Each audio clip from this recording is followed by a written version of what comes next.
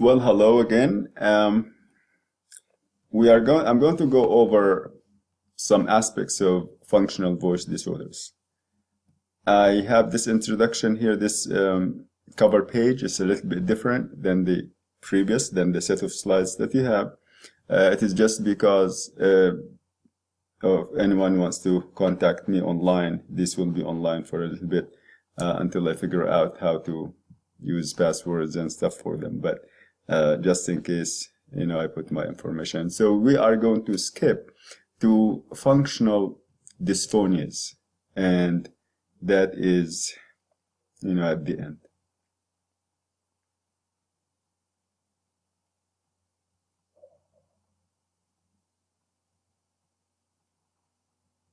Okay, almost there.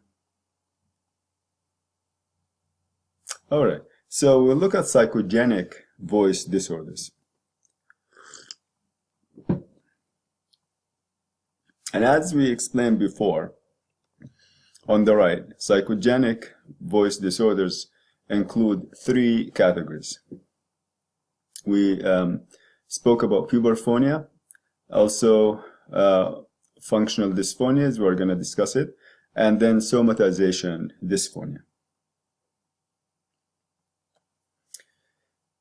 So in terms of voice, I have emphasized repeatedly the connection between the emotional system and the polyvagal system and the emotional and also the kind of the executive system here with voice. So voice is really a reflection. When you speak, it's a reflection of what goes on, of your mood, and it will be noticed. And it's very important. For example, I emphasize that people taking care of little kids, very young kids, when they speak to them, they need to know if they themselves have depression. And because if they do not, if they have depression, they probably will not be able to provide the child with the inflection in the intonation, with the voice that is going to convey excitement and happiness when you see the child, and so on. So it is going to reflect on the amount of interaction, and it's a different topic, but I'm saying that generally voice is one of the most important indicators of your mood. And whatever goes around you you are going to internalize it, and it's going to be reflected in your voice. So there are psychological disorders that are going to trigger some voice disorders. And we know that these voice disorders, psychogenic, they do not have a known organic cause. We also know once these psychogenic voice and psychological problems trigger the voice change and they produce the voice disorder, then we are going to see change in the anatomy. For example, like someone,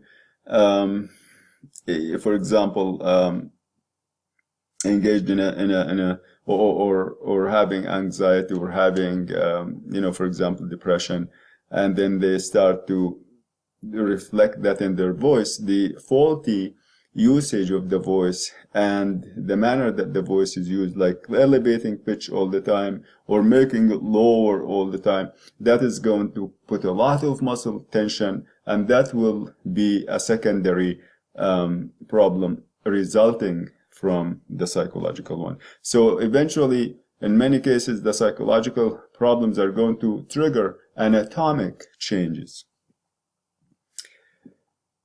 So what do we get out of this? What do we get out of this connection, the connection between our psycho-emotional system and our voice?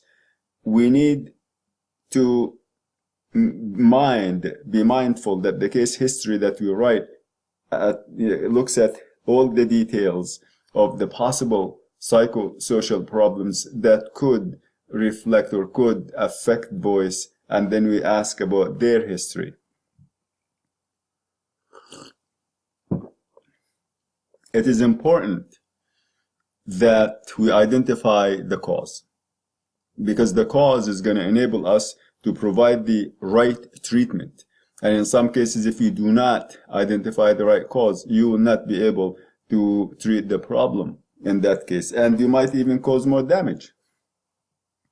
So the idea is, because of that relationship between emotions and voice, there's the vicious circle. Things like someone gets trapped into something and it keeps spinning, where someone has psychological problems, and these lead to voice, problems. And the voice problems affect self-image, affect how you perceive your personality, how you express yourself with, to others, and so on. That is going to create psychological stress. It's going to add to the psychological stress. The psychological stress is going to make your voice worse. And it keeps going on like that. We want to be able to identify which one caused which. How do you do that? How do you know? How do you find out that the original cause of the problem is a voice problem? Say hyperfunction maybe, or some kind of a problem that might have caused the person to feel, oh, my voice is terrible, and they start to decrease socialization, they feel ashamed of their voice, and this and that. How do you find out this is the reason? Or how do you find out that the person really has some psychological stress, and it just induced changes in their breathing, and then added tension in the neck area and so on, and then it induced. How do you find that?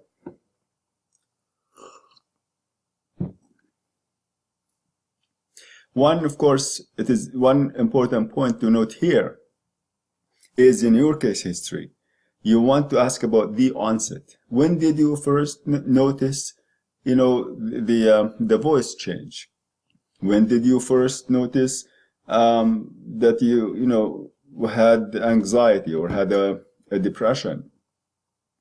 So you want to identify the earliest occurrence, when the problem was first noticed, and the one that was noticed before, like the other, then that could possibly be the trigger. So if you say, well, this is, the child has been diagnosed with this, since age 6 years.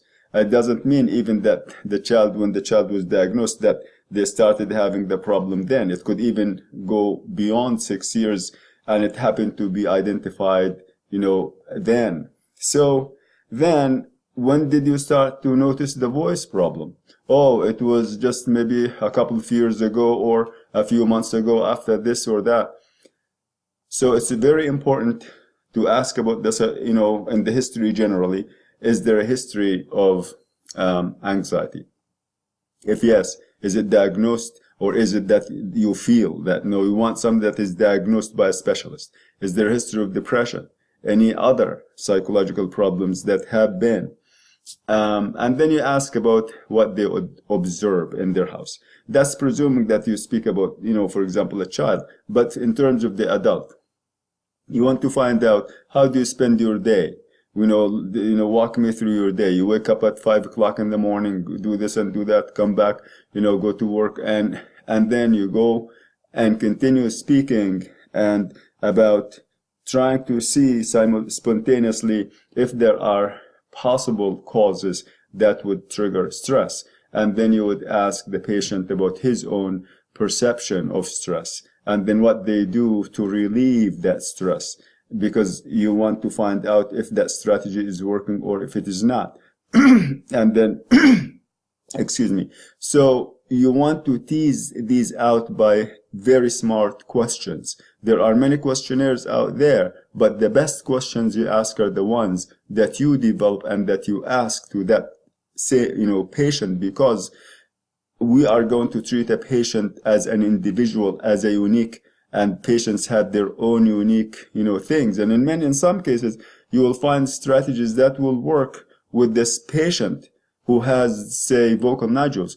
And then the same strategies might not work with another patient who also has a similar problem. So you have to find the unique things that you can use and the personal and executive functioning, self-monitoring, and the skills that the person has, so that you can utilize them to engage them in the treatment process.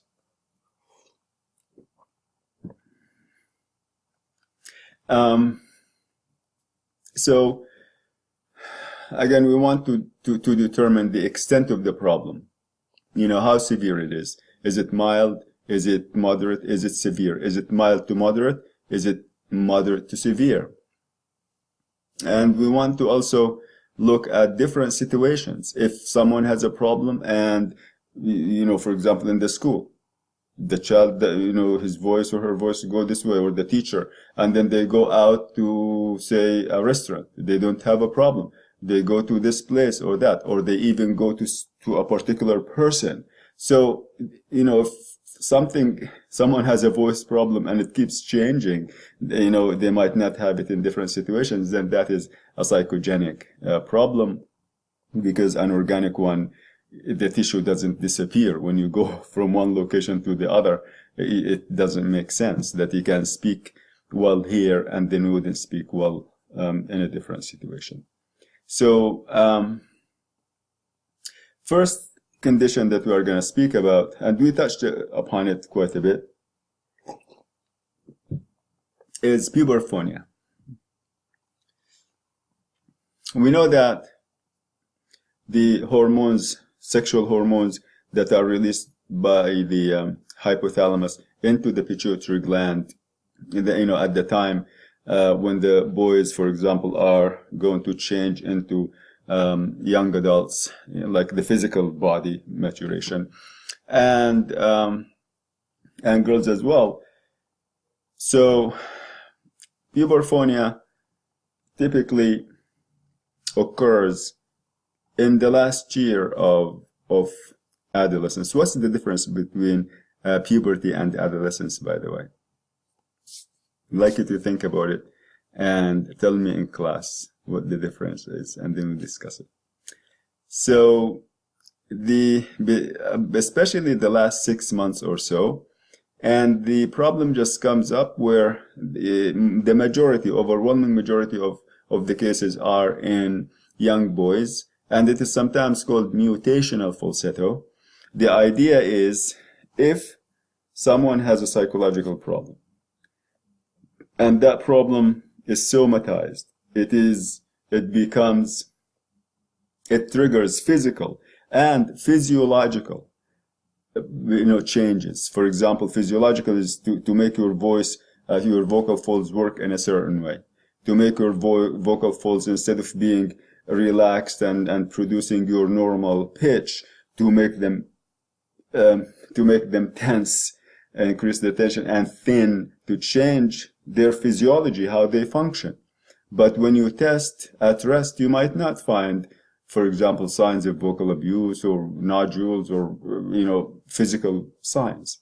So, in short, boys get into puberty with basically no voice change. They still have their own boy voice, even though they are 16 maybe, or 17.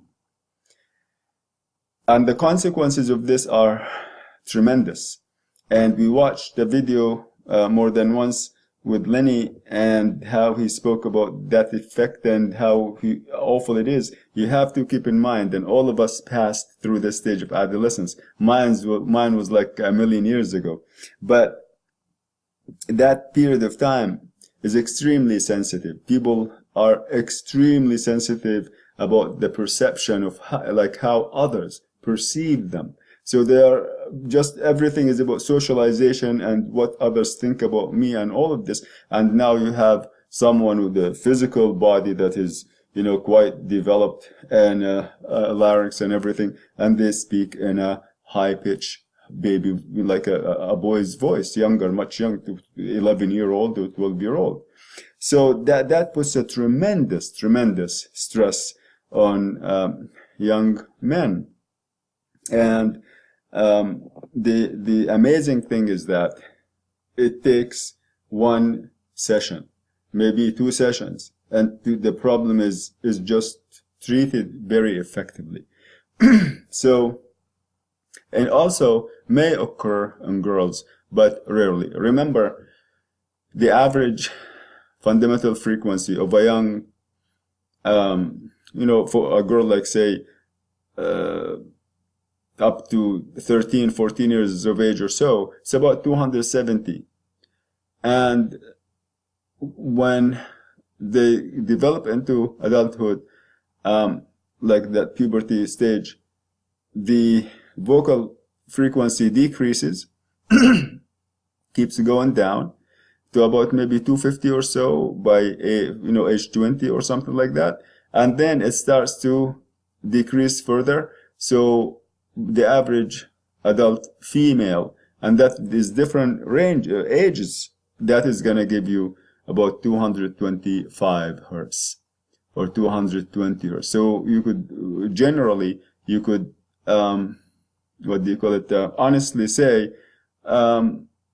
it is 215, 225, or it could even be 250. But all of this is okay. But when you have someone who's 270, which is a child who's 13 or younger, that is not, it doesn't match the physical maturation of the person. But again, it's very rare in women and young girls. So when you do the perceptual evaluation, you are going to see that the person still uses the juvenile pitch, which is much lower, for 10-year, 11-year-old voice. And they're physically mature, and they have increased muscle tension. Why is the increased muscle tension? Think about it for a couple of seconds.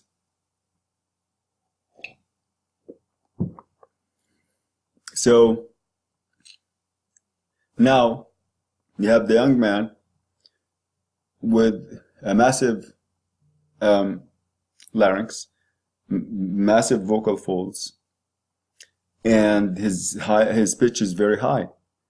How do you get your pitch high? The only way is to activate the cricothyroid and then also engage the thyromuscularis. And once the thyroid is tipped forward and down and extended, then the thyroid vocalis itself is going to kind of tense itself, and now you have a very tense vocal folds. Tense vocal folds, depending on how high you go. So that is going to mean the muscles are active. They are contracted. And if someone, every time he's going to speak like this, his pitch hasn't changed, and the vocal folds are tense, that of course is going to increase, to produce tension here. And the tension is going to produce pain. It's like holding something in your hand and activating your muscles like this, and keep holding it, and then you get fatigued, and then finally get tired, and that's the case. So they will include patient will complain of neck pain. Here's a video, and it shows you in one session how the patient's voice was, and then how it was changed in one session. But you do not have what happened in between. But you use techniques, basically, for example, to force the person to speak in a lower pitch, like this. We know that when you say ooh, ooh is one of the lowest, basically the lowest pitch sound, one of the lowest pitch sounds. And nasal sounds are very, very low, like 270 hertz. And ooh is about 300 hertz. So when you have someone make a sound like this, like the ooh, extending the lips forward, that is forcing them to elongate the tube that resonates. And the rule says if you elongate a tube, your vocal pitch is gonna drop. So if you say, for example, say ooh, or say boom, boom. And why this word works is because of the ooh, and it decreases your vocal pitch. And then once you get the sound once, you have him say it once, then you just go back and take that sound and shape it in different, like boom, and then room, and then, for example, you can make a list of words that are like this way. You say broom, and then you start to make sentences after that, and then in the same session now you turn in like half of the session into conversation, and the person has his voice. But you need to go back and monitor, because the skills might be forgotten. The person might relapse, over the next couple of days.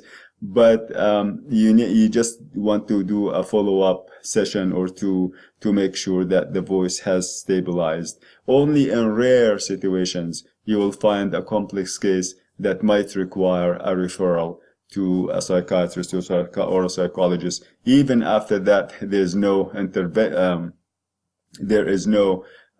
if, for example, progress in treatment in that very rare case, then it could be that the vocal folds, for example, might need a Botox injection, for example, or they might need, for example, shortening a little bit or something like that, so that the pitch can go back to normal. So the hum, again, the why the hum works is that nasal sounds by nature are very low pitch, and no matter who you are, once you say that, then you are going to produce a low pitch sound, and then you just continue building on that.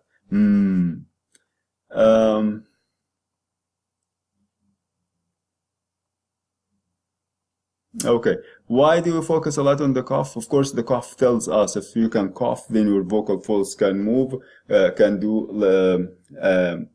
arytenoid adduction. They can move from breathing to speaking if you can cough, or like in other words, we use it to exclude the possibility, for example, of say paralysis or hemiparesis and stuff like that. Functional aphonia, we said that aphonia is loss of voice, complete loss of voice. And keep in mind that whisper is not voice. Voice is only pure tone vibration of the vocal folds. They go back and forth like that. And if they are they have a gap in between, like this, there's not enough air to make them go back and forth and to vibrate. You just have noise streaming out, and then you use your articulators to chop that noise into speech. We understand it, but it is not voice. This is all made by that puff of air streaming out, and then you are articulating it. So the patient who has complete loss of voice or functional aphonia, they have the desire to talk. They would like to communicate, but they just only speak in whisper. So whisper itself is very stressful, because there's a lot of tension when you activate the glottal chink and position the vocal folds like halfway. That's a lot of work. Some may use a high-pitched, shrill-sounding voice when they have functional aphonia, but the majority are the ones who just, speak in whisper mode. And in order to speak in whisper too, whisper is not loud, and you want it to be heard. You are going to activate other things that should not be activated. And then you add hyperfunction, and you get this here is now. Prosody is normal, the melody of speech, the pitch going up and down. I mean, what is the intonation and pitch are fine, going up and down. Here are two amazing cases that will show functional aphonia and how they are, the people regain their speech immediately in one session. There is functional aphonia, and there is somatization or mutational aphonia. So what they are speaking now about is functional aphonia that resolves like immediately in the first session or two. Medical history, the onset may be gradual for functional aphonia. The onset, for example, may follow an acute episode of laryngitis. Someone would have laryngitis, they are put on vocal rest, and then, but when they are, for example, or have a surgery and they are not supposed to talk at all for a number of days, and then they try to talk after and they cannot. Someone has a bout of influenza, and once, of course that causes a lot of inflammation and stuff. Once the problem goes away, then the voice is gone and they cannot speak at all. So that is not the cause that, for example, where we say somatization or mutation. It may result from some type of laryngeal edema. There's like, say, a swelling, and then somehow after the episode is gone, then the person just doesn't have their voice anymore. So what you need to ask, what you need to investigate is, does the patient avoid specific social situations or responsibilities? That means that there are psychological problems, because you also want to identify. In some cases, like if it's very severe like this, an adult could have cancer, laryngeal cancer. So you want to identify if this is psychological or if this is something else. I'm presuming that this is doing this in your perceptual assessment, of course, and then you'll do instrumental. Does the patient have excessive fears, social problems? Because this could translate into aphonias. Etiology, again, the majority of these cases, because they can resolve in one session and maybe two, and resolve without the need to go to a psychiatrist or a psychologist, and the voice is done and the person is totally fine, then that is why in these cases the majority that resolve without having to have psychological services, they are not conversion aphonias. So maybe the cause in particular might not be exactly understood, but in terms of somatization, we find a list of things that will show us that all these problems are causing that voice problem, but we don't have that in functional aphonia. Laryngoscopic findings include normal structures, and the vocal folds are in whisper mode, for example. They are not completely approximated. In whisper mode, there is that glottal chink when you have the arytenoids in the back, and then the medial vibrating edges of the vocal folds are approximated, but not enough to vibrate. And then you have now the arytenoids are approximated, and the area in between the arytenoids is called the cartilaginous glottis. This is the glottis between the vocal folds, muscular glottis because it's muscle, and in between the two cartilages here it's called the cartilaginous glottis. So the cartilaginous glottis is activated, and a lot of the air goes through it, and then that is the whisper, but it produces a lot of tension. So this is what you would find when you do endoscopy or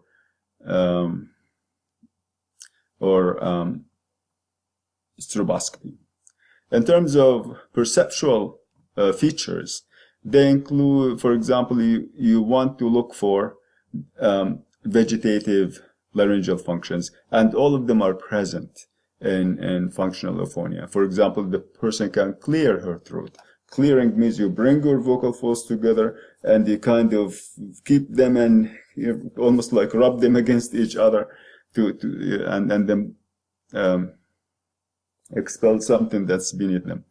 Coughing, that means you go from breathing mode to the adduction mode, and then go explode, increase pressure and go. Then laryngeal elevation, when you swallow, the larynx elevates. When you at the end of the swallow, the larynx is depressed, it goes back again. So all of these indicate that suprahyoid muscles, infrahyoid muscles are active, and also that coughing and clearing throat, it means that the vocal folds can come and can be adducted, so the person should be able to do other things. But because of these psychological reasons, they are not able to use these normal structures to produce the normal voice.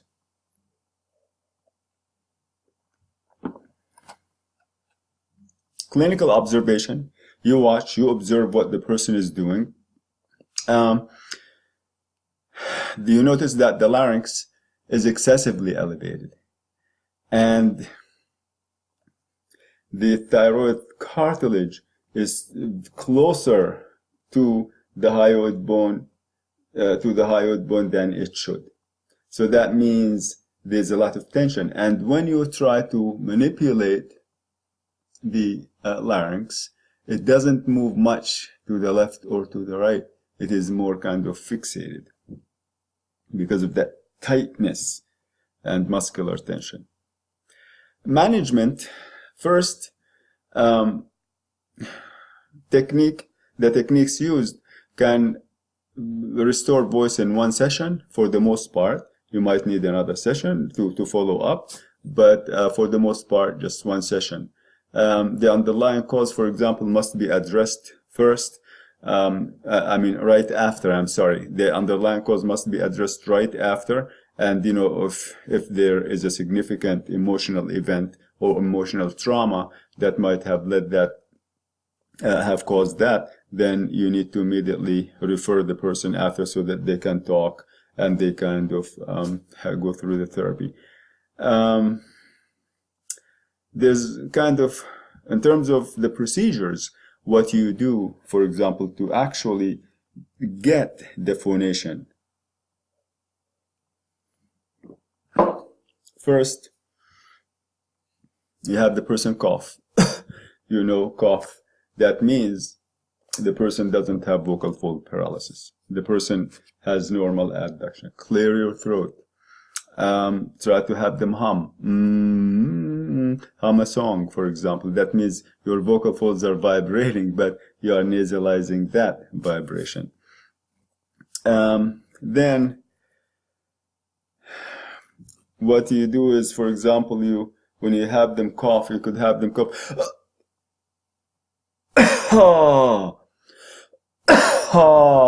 So you go and then or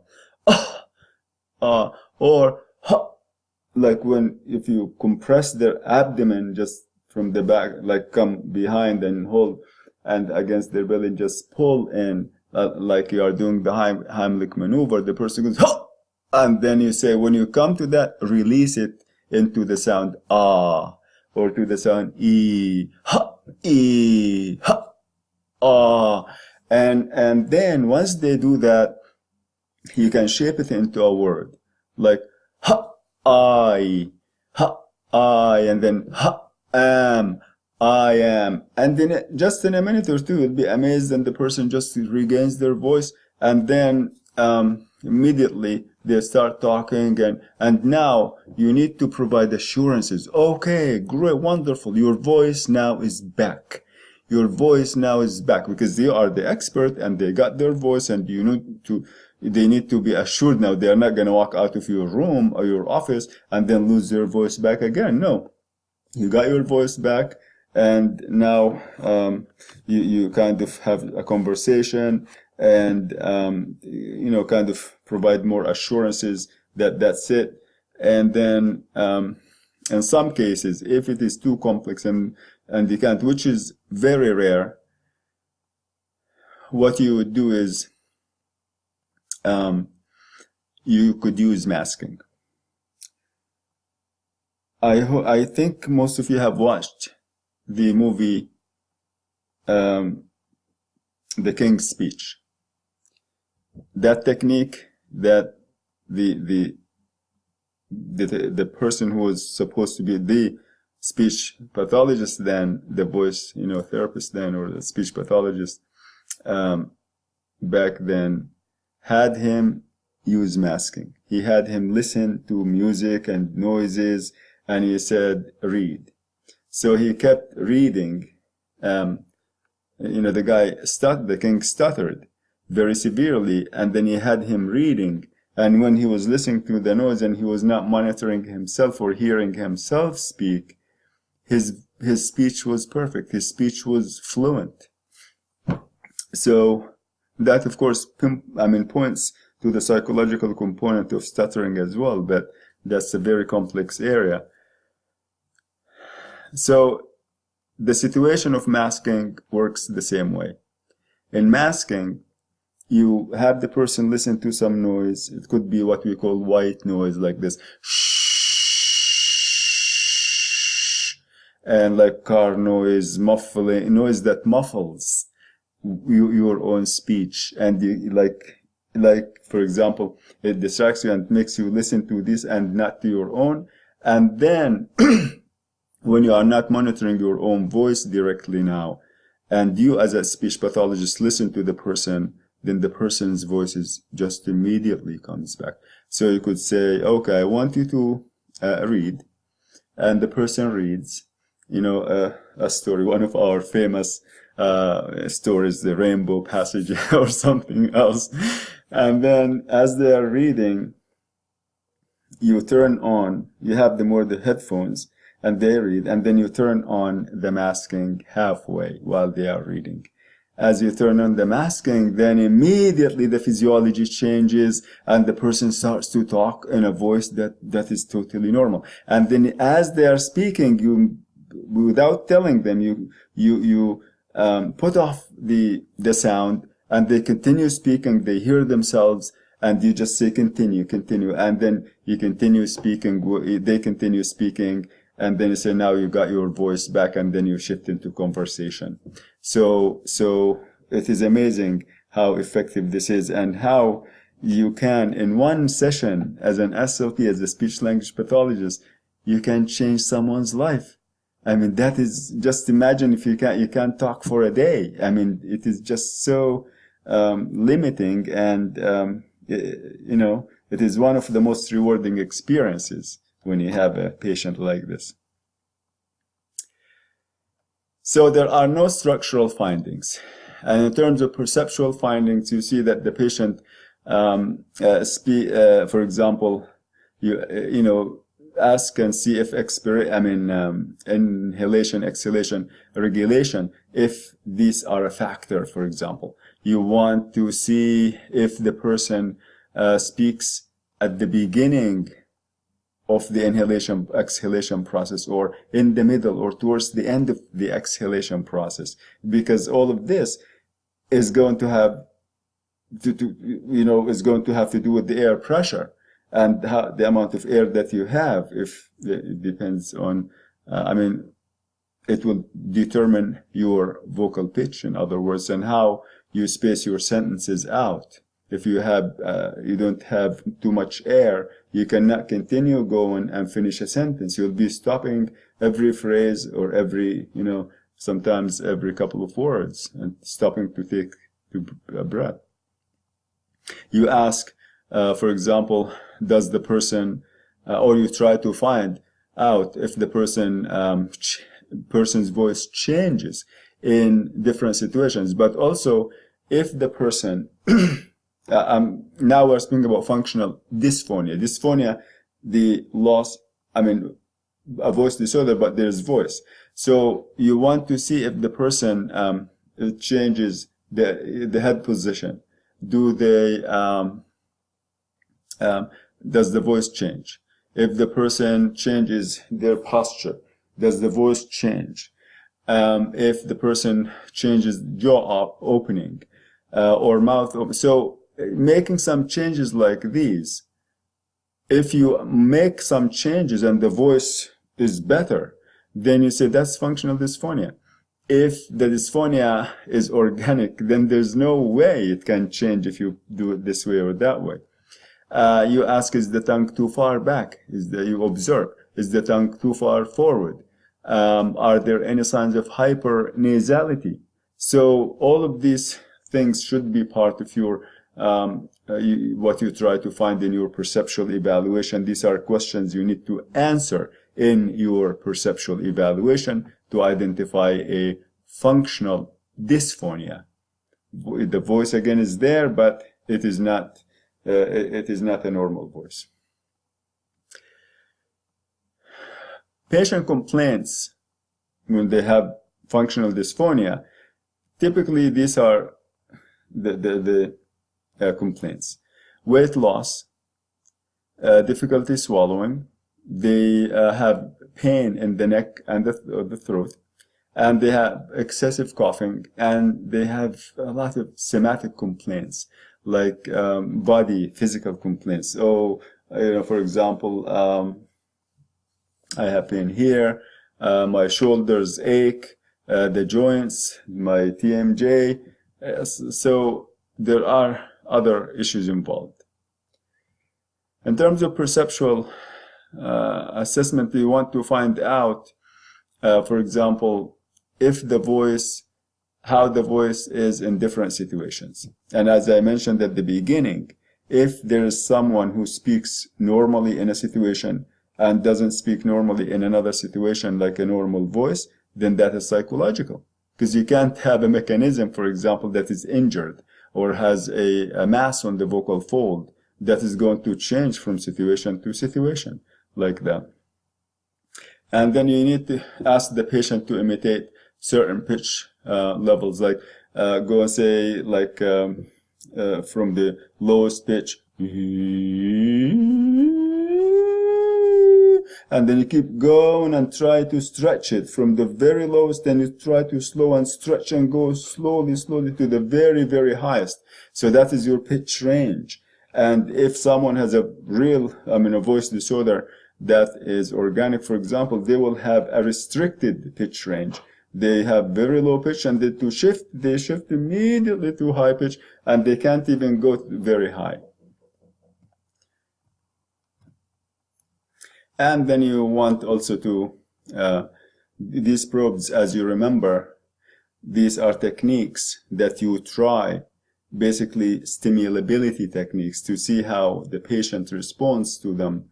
So you try them so that you will go back to your recommendation, to the treatment planning, and say, oh, this has worked, I'm going to use it to maintain a good voice. Or this didn't work, so you identify, when you have the person do a certain number of tasks to elicit normal voice, and then you see the ones that worked and the ones that did not work.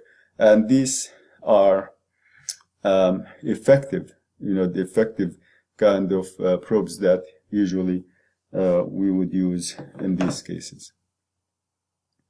So you ask them to count, for example, 1, 2, 3 from the softest sound to the loudest, so that they, for example, can change loudness from up to the and make it lower to higher, and look at, for example, see if when they change loudness, if they raise their voice a little bit, does the dysphonia improve? If they decrease loudness, does the dysphonia improve?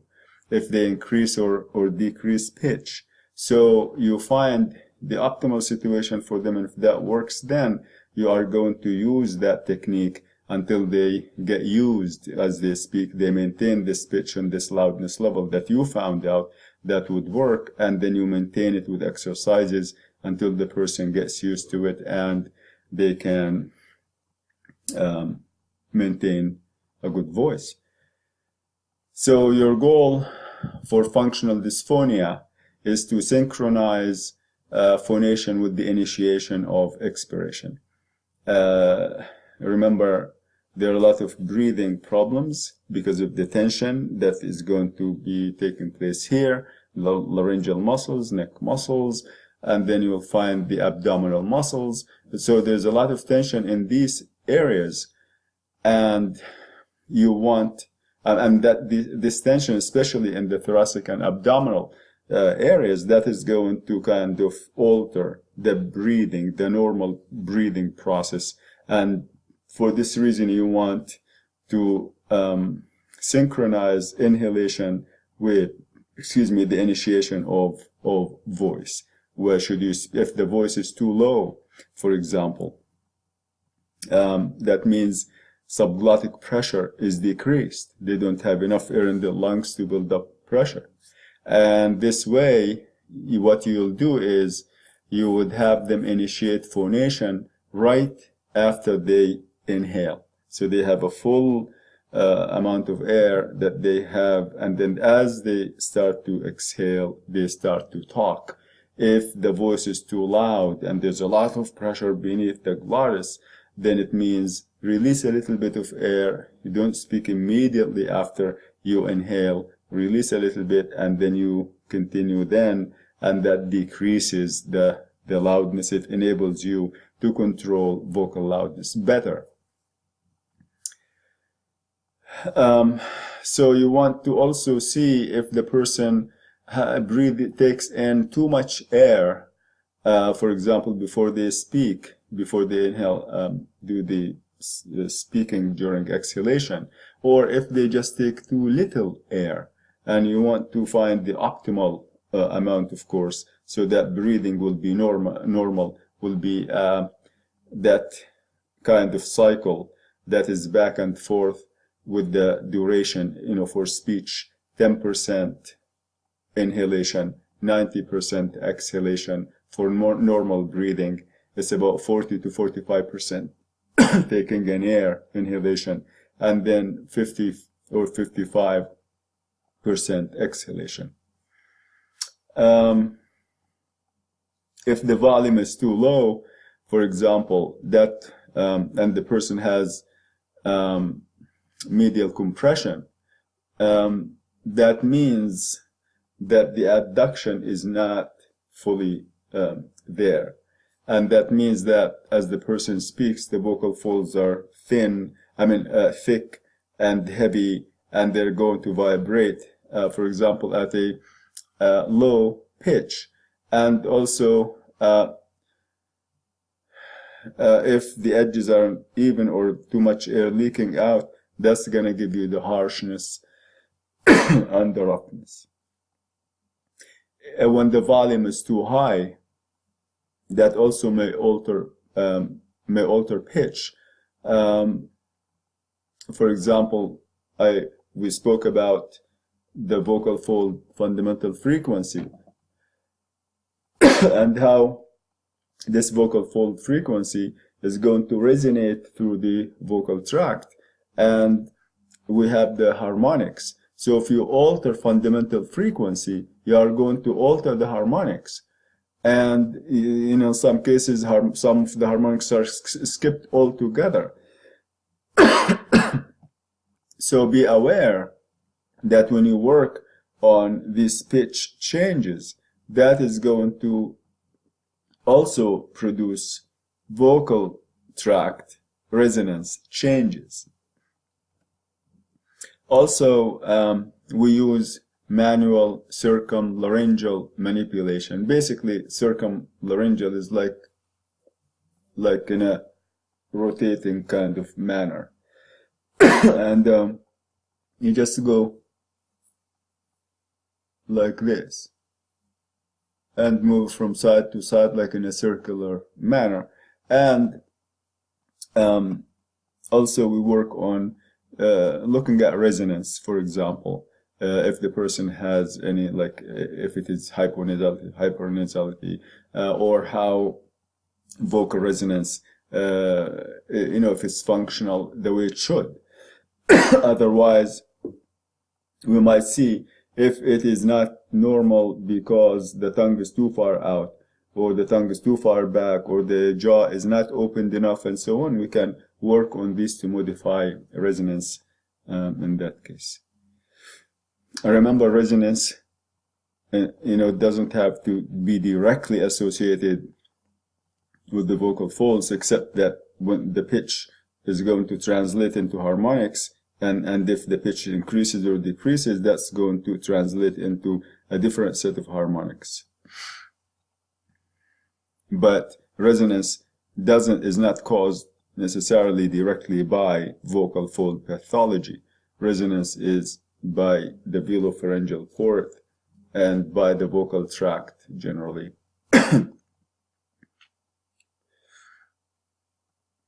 So, in terms of, the patient also may present with a weak voice, or may present with signs of hyperfunction as well. So they might have like a loud, harsh voice. The cause of this is a mix of psychological, emotional causes, and also misuse of the, faulty, wrong way to use the vocal folds sometimes. If the person has vocal hyperfunction, like they yell and scream and are aggressive, and the way that they use their voice, that is going to ultimately lead to lesions on the vocal folds, like nodules, for example, or some kind of physical change to the structure. Could be thickening, could be polyps.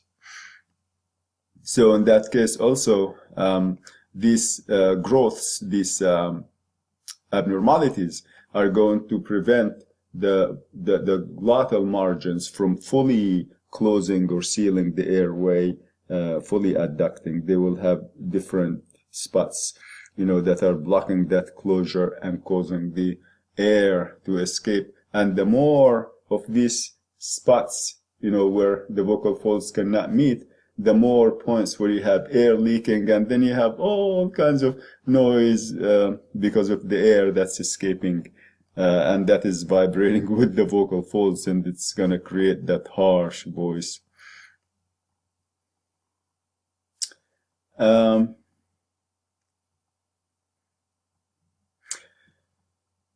Now, somatization dysphonia.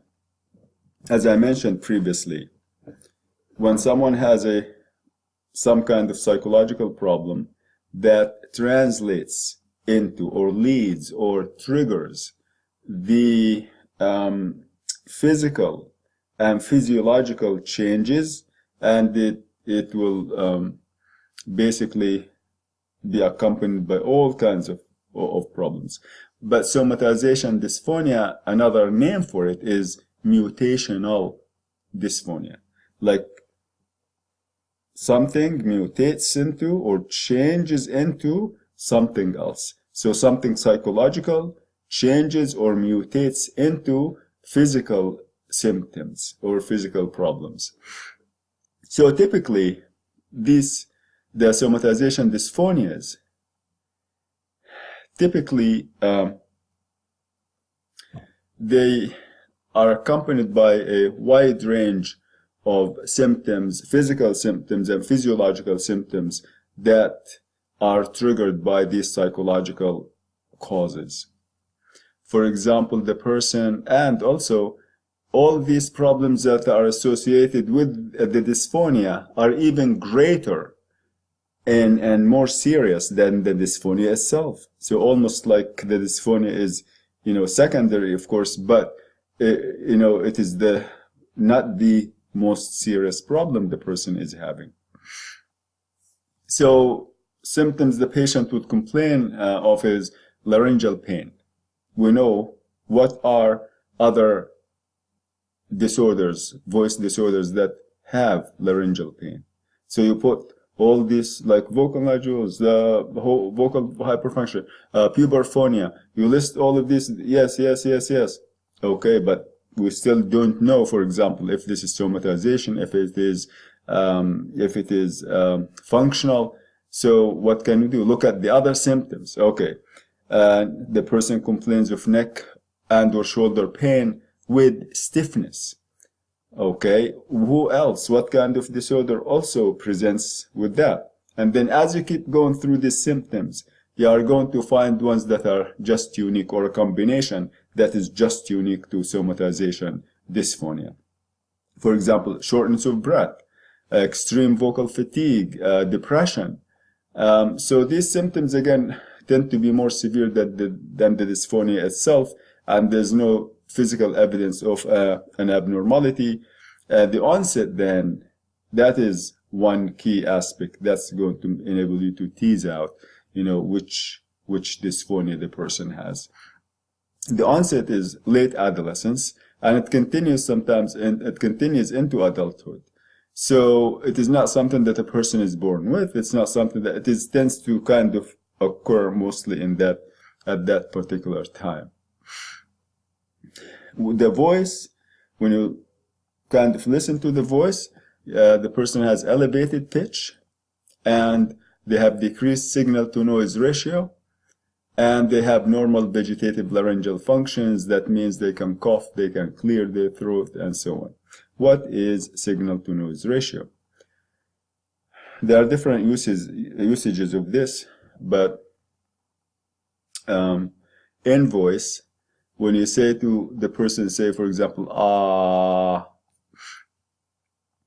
and that is supposed to be a pure tone coming out. That is a signal. That is a pure tone. If they just say, ah, like that, that is not a pure tone, because I'm getting a lot of other tissue there that's not supposed to, that is irregular and is not supposed to vibrate, to just engage in the vibration. So I have now anything that is not producing harmonic, like back and forth motion, to make that, and synchronous, like back and forth the same way, like a pendulum, then it would produce noise. That tone will be called aperiodic, and that will be noise. So what is good, or what is unique about periodic, is that it repeats exactly the same pattern, halfway this way, halfway that way, and it keeps going back. If you break that sequence, for example, if you don't have one vocal fold move the same distance as the other vocal fold, then that will be aperiodic, and that is going to mean that is, we have too much of this, that's going to be noise. That is not pure tone. So when you have a situation when the vocal folds maybe are not closing fully, and because of all this tension, and maybe something is in between them, and then you have a lot of noise and the air is leaking out, the air leaking out is noise. So it mixes with the vocal folds. And when you test, the test is going to show you and say, how much of what you are saying of that sound is pure tone from the vocal folds, and how much of that is noise because of the leaking that is coming out. And of course, the more noise that you have, the worse the condition is. In terms of treatment, I have to say that in audiology, the use is different for signal-to-noise ratio. It has implications for hearing aids in terms of how much noise that there is in the environment, and how much of the sounds that they want to hear, the target sounds that they want to hear, for example, compared to the noises that are around. And so it's different in audiology. So in treatment, the only, for example, way to treat somatization dysphonia is to treat the underlying cause. So you have to really make your case history, really design the questions to see you have the symptoms, and you want to design the questionnaire so that you will see, does the person have this, does the person have that, and you actually make these symptoms and these features into questions. into things that you have for yourself when you do your clinical observation, like a checklist. Does he did this, he did that, and so on. And then you can ask these questions that you don't have information that you can collect by observing. Then you can collect by either asking the patient directly, or asking the parents or the teachers or whoever is gonna able to like give you a reliable kind of reliable information about how the patient uses his or her voice, and how their life goes on a psychological, social, and so on.